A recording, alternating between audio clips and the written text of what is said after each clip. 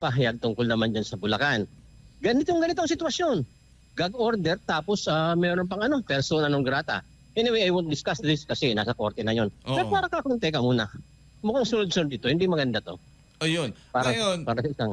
sa pangkalahatan, halimbawa, di nga, may binabanggit ka, maaaring ito ay maging daan o maging maging president, maging hudyat o maging justification o baka maging modelo na para sa pagpigil sa kalayaan sa pangangalap ng mga impormasyon. Gayong nakapaloob naman ito sa Freedom of Information Act na yung iba nga ay gusto pang amyendan ngayon.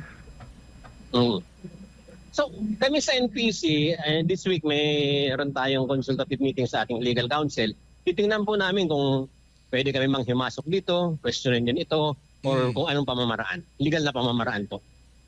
Ngayon po, sa pangkalahatan, dahil